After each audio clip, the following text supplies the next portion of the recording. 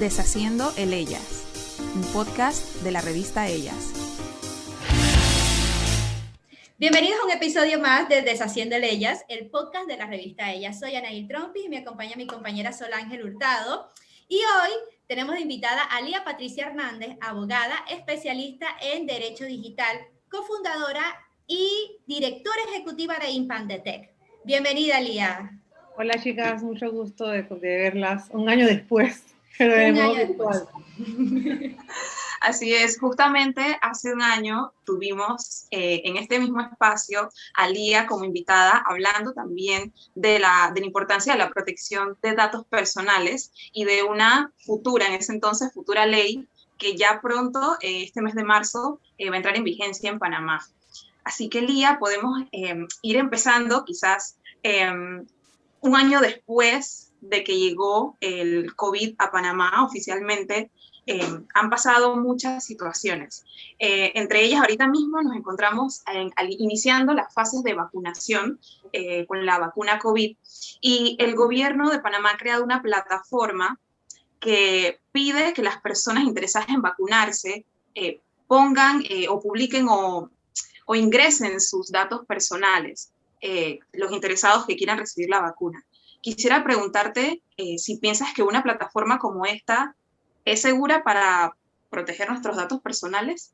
Bueno, sí, como sabrán, ese formulario se puso a disposición de los ciudadanos a partir del mes de enero, si no me equivoco, y hubo un gran revuelo porque entre las personas que estaban contentas porque el formulario era como un paso más cercano hacia la vacunación, hubieron otros que reaccionaron por ver que era un simple funcionario el cual recababa datos de carácter personal y los cuales no contaba con ningún tipo de disclaimer o política de privacidad que señalara con qué finalidad iban a ser dados esos datos, cosa que es un principio fundamental y necesario en todo país donde vaya a comenzar a regir una ley de protección de datos. Claro, la ley de protección de datos no está actualmente vigente, comenzará a regir a partir del 29 de marzo del 2021. Sin embargo, yo creo que es justo y necesario que tanto gobierno, organizaciones del sector público, privado, organizaciones sin fines de lucro y todos aquellos que manejamos datos de una gran cantidad de personas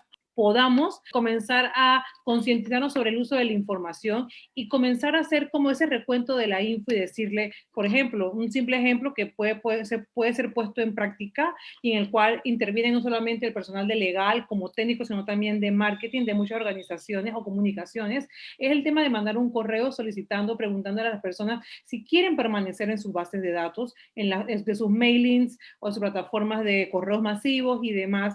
Entonces, ¿por qué? Porque en base a esto hacemos cumplimiento estricto de lo que es el derecho y el principio de consentimiento. Es ese consentimiento que yo le doy a una persona para que haga uso de mis datos de la manera en que me lo ha dicho. ¿Y cómo me lo ha dicho que lo va a hacer? Por un tiempo y una forma de vida y para un fin específico. Ahí entrarían otros principios de la ley, que es el principio de finalidad, el principio de proporcionalidad, y creo que para este fin el fallo a nivel gubernamental fue no poner la finalidad para la cual se iba a hacer el uso de estos datos, y todo el mundo reaccionó. No, al día o los 2 días siguientes hubo como un cambio y las personas pudieron ver que ya había un disclaimer que señalaba con qué fines eran recabados estos datos en la plataforma de vacunación. He visto en las redes sociales que muchas personas publican cuando ya son vacunadas y se lee el número de cédula, se lee dónde fueron vacunadas, se leen muchos detalles personales. ¿Qué opinas al respecto? ¿Es seguro postear, aunque sea en mi red personal, postear ese tipo de información? Mira, yo creo que el tema de la protección de tu información, tus datos personales, la privacidad y por ende la protección de datos como un mecanismo para la protección de la privacidad de los individuos es un tema del cual al menos en Panamá tiene muy poca cultura. Poner a disposición tus datos de cualquiera es algo que es tan común que no lo ven como algo malo. Digo, puede que no sea malo, pero las personas no son conscientes de la importancia que es el resguardar su información hasta el día que a ellos no se les haga una vulneración de sus datos. Entonces yo creo que todo comienza por ahí, por la parte educativa. Muchas veces nos encontramos con esa resistencia del ciudadano al señalar o al decir, pero es que el que no la debe no la teme. Yo no tengo nada que ocultar, nada que temer, nada que no sé qué. Ya me vacuné y ya lo puse. Y muchas veces esa forma de exponer nuestra vida vida y exponer nuestros datos de una manera tan precipitada y como por un poco por cumplir con esta satisfacción de interactuar y de hacer la famosa taquilla a la panameña en las redes sociales, luego nos podemos arrepentir. Cosas como cosas como personas que han sido vacunadas en el proceso de vacunación fuera de sus rangos o sus categorías y que han subido la información a alguna red social y se ha enterado a la ciudadanía y se ha comenzado a difundir por diferentes medios de información en redes sociales. Entonces luego se dan cuenta, ups, publiqué algo que no debía y luego se me volteó la tortilla porque repercutió sobre mi figura y sobre que yo hice algo que no debía haber hecho. Entonces, creo que por ahí lo deberemos ver bastante. Ya hacen las personas con hacerse sus videos y demás, al exponer su imagen y al exponer su dato personal, que es de manera fotográfica, de que están siendo vacunados, al también tener que poner a disposición de terceros, que son todos los que puedan ver tu red social y los que puedan ver la red social de los que pueden ver tu red social, una información como lo es tu cédula, que para todos los efectos, en todos los lugares donde vamos en Panamá, a todos los sitios donde vamos, lo primero que nos piden para todo tipo de gestión y trámite es la cédula. ¿Y por qué? Porque es el dato que más te identifica como persona. Y dentro de esa cédula hay muchos datos relacionados con tu persona, tu domicilio, tu tipo de sangre, e incluso hasta si eres donante de órganos, está relacionado con tu cédula de identidad personal. Entonces yo creo que es un tema de que el ciudadano no es consciente de qué puede implicar esa sobreexposición de tus datos en los medios digitales. Así es, Lía, y precisamente al inicio de esta etapa de vacunación, muchas personas empezaron a pedir en redes que se publicara una lista de personas vacunadas. Esto surgió luego de que se conociera de que muchas personas se vacunaron fuera de la fase que les correspondía. Entonces, quiero preguntarte si esto es correcto. Hay mucha discusión y muchas posiciones encontradas en cuanto a este tema. Recuerdo que justo el día siguiente a que sucedió esto, me entrevistaron en una emisora de radio y el locutor discutía aférreamente conmigo sobre que eso no importaba, que tenía que publicarlo, y yo decía que no y demás. Entonces, si partimos desde un tema, es que se puede analizar desde dos aristas, desde la arista de la privacidad como derecho fundamental o de la arista del acceso a la información pública como derecho fundamental. Aquellos que pedían que se publicara basándose en el principio de acceso a la información pública como derecho fundamental del individuo de saber y que tenga el derecho de que su administración, sus estados, sus gobiernos rindan cuentas del dinero que ellos, en los cuales hacen uso de los bienes del Estado, pedían eso y decían que eso es transparencia gubernamental porque esa parte habían comprado las vacunas, la habían pagado con dinero del Estado y estaban vacunando en base a unas fases que debían ser cumplidas y que tenían que exponerse. Ojo, ¿cómo sabemos que fue dinero del Estado? Ya esas personas que decían eso a mí me queda como, ¿cómo saben que hay una compra pública, una orden pública, algo en Panamá Compra, en la página web del MINSA que diga cuánto fue que se pagó a la Pfizer por las vacunas y luego a las otras farmacéuticas que también querían comprar vacunas, AstraZeneca y demás? Esa información está, o sea, nadie sabe si eso es una donación del gobierno, no sé, de Corea, de China, nadie lo sabe. Entonces, eso es lo que ellos defendían.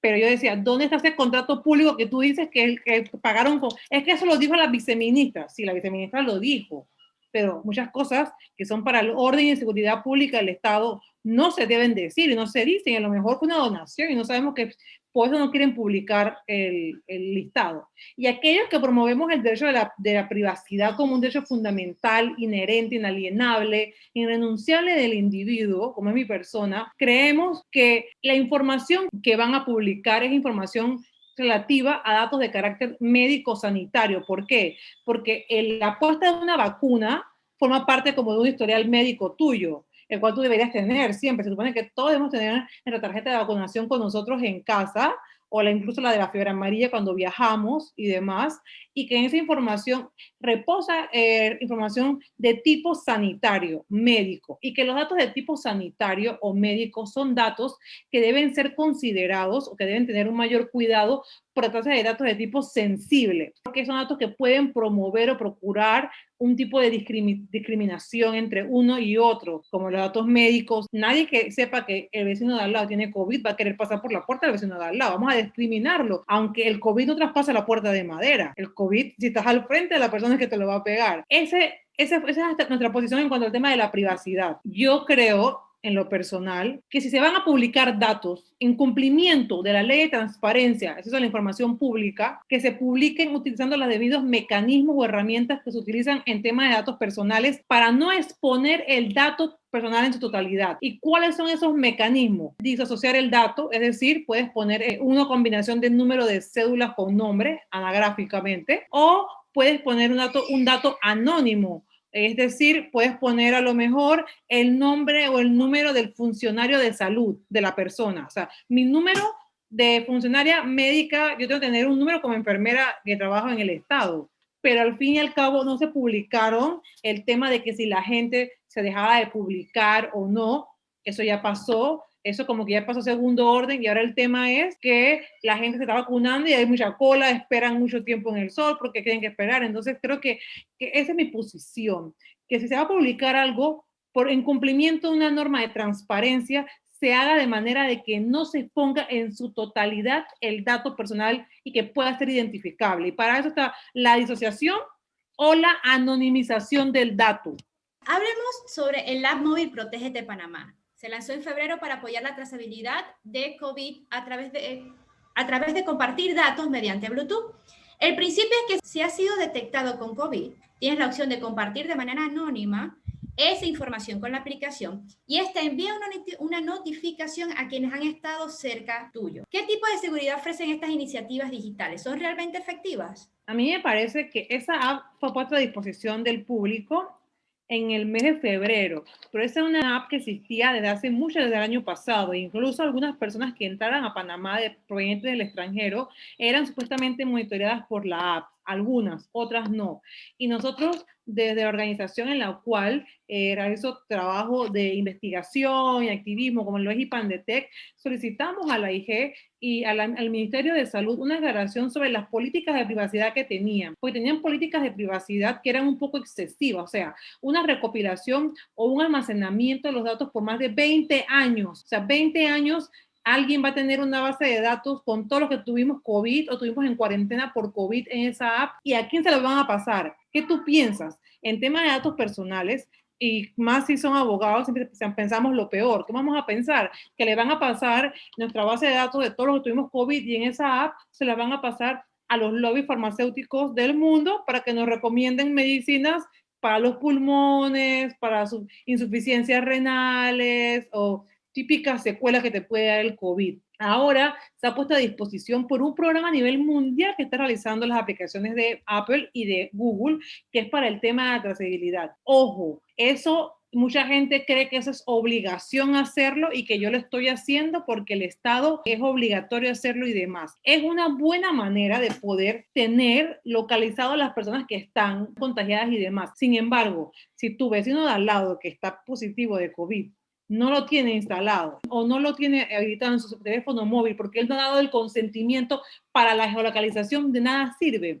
Entonces, este tipo de proyectos fueron puestos en marcha en algunas partes del mundo. Por ejemplo, yo creo que no he hablado con ustedes para esa época, pero en una isla de las Canarias, en España, lo pusieron y era una isla muy pequeña que vivían muy pocas personas y todos tenían activados y era como una prueba piloto para ver de qué manera se movía. Pero en una ciudad como Panamá, ¿tú te imaginas que en el edificio donde yo vivo, nada más lo tengo encendida yo y nadie más lo tiene encendido? Yo nunca voy a saber si mi vecino lo tiene o no. Ojo, no es obligación. Yo siempre cuando veo que lanzan alguna medida o algo con el tema de privacidad, suelo ver de qué trata, sobre todo para ver de qué manera es invasiva o no a la privacidad. Y en este caso he visto que no es obligatorio y que uno mismo puede acceder, activar la geolocalización o no. Y el que no quiere, no lo active. Pero también depende de cada quien y puede que sea una buena forma a nivel de estas empresas de tecnología para acompañar a los gobiernos a llevar un control de los casos que tengan.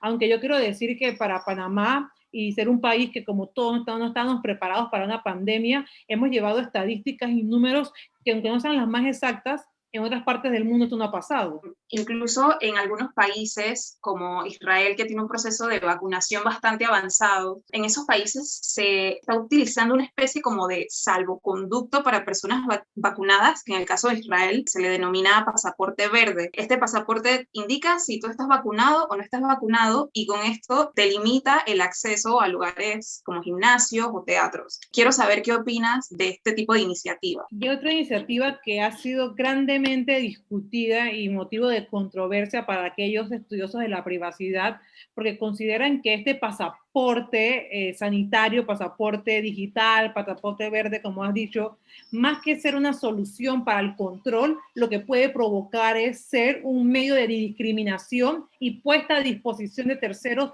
de datos personales. Es decir, yo llego a un gimnasio con mi pasaporte y dice que yo tuve COVID y que lo tuve hace 6 meses y probablemente me puede volver a dar. Van a saber que mis anticuerpos, por teorías de medicina general, no son los mismos de fuertes que los de alguien que no le haya dado. Y pueden elegir o escoger si yo puedo entrar o no a un lugar. Eso ahí hay un tema en cuanto también al principio de la igualdad y la discriminación, porque estás siendo exclusivo de saber quién puede entrar o no puede entrar a un sitio. Entonces, hay mucha controversia al respecto, y en vez de verlo como una solución a este tema, lo ven como un tema más que todo discriminatorio. Y los datos personales promueven la protección de los datos y la privacidad de las personas desde el punto de vista de que no esté puesto al libre albedrío de terceros el uso de esos datos. Pero no es la privacidad no debe ser utilizada para causar ningún tipo de discriminación sobre el ser humano. Lía, queremos aprovechar para consultarte sobre la ley de datos personales que va a entrar en vigencia próximamente en Panamá. Cuéntanos un poco sobre esa ley y qué significa para Panamá tener ese tipo de ley. Bueno, después de 2 años de espera y a raíz de la vacatio legis otorgada por la sanción presidencial de la Ley 81 del 26 de marzo del 2019, se supone que debe entrar en aplicación la Ley de Protección de Datos. Aún no sabemos, creo que no hay trámite legislativo que postergue la entrada en vigencia. Creo que los retos que tendría que afrontar la ANTAI como autoridad competente en materia de protección de datos ha sido como muy apresurado. ¿Qué espera Panamá? Bueno, finalmente Panamá se suma a una larga lista de países del mundo en contra con una legislación de protección de datos, como Brasil, Barbados, Jamaica, en América Latina y el Caribe, en tener una ley de protección de datos. El Salvador está por aprobar en el pleno de su Congreso su ley de protección de datos, pero la ley ya entraría en vigor, y como reto principal que tenemos es ver cómo la ANTAI, como una entidad pequeña y con pocos recursos, que hace lo que puede para promover el derecho fundamental de la transparencia a nivel de la República de Panamá, vaya a asumir ese error también de ser el que vea el tema de la privacidad y la protección de los datos. Estamos en espera de la aprobación del reglamento de la ley, en el cual se establecerán las cláusulas, las reglas, las pautas, las reglas del juego al momento de cómo se debe implementar la protección de datos, y la ANTAI, como autoridad competente, apoyada en su Consejo Consultivo de Protección de Datos Personales, establecerá todas las estrategias y será la encargada de crear esa concientización con el individuo para que podamos efectivamente, ante ellos como autoridad competente, ejercer nuestros derechos en materia de protección de datos. Lía, te agradecemos muchísimo por acompañarnos en este episodio del podcast Deshaciendo Eleyas. ¿Nos compartes, por favor, tus redes sociales para que las personas puedan obtener muchísima más información que compartes sobre datos personales? Por supuesto, pueden seguir mis redes sociales para que vean todos los eventos o los artículos en los que participo, que es @LiaP.Hernández_P. Y ahí estoy súper activa y compartimos información en @legalitabogados y @ipandetec. Esta misma cuenta en todas las redes sociales, Facebook, Twitter, Instagram y en LinkedIn. Muchas gracias, chicas. Gracias a ti, Lía. Invitamos a todos a que nos sigan en nuestras redes sociales de la revista Ella, así, @revistaellas en Instagram, Facebook, Twitter, YouTube, Spotify, en todas partes estamos. ¿No es así, Anail? Así es, estamos en todas partes, @revistaellas, y también recuerden visitar el sitio web de la revista ellas.pa. También tienen ahí todos los podcasts y los episodios que pueden escucharlos allí, nos pueden escuchar en Spotify y vernos también en nuestro canal de YouTube. Deshaciendo Eleyas, un podcast de la revista Ellas.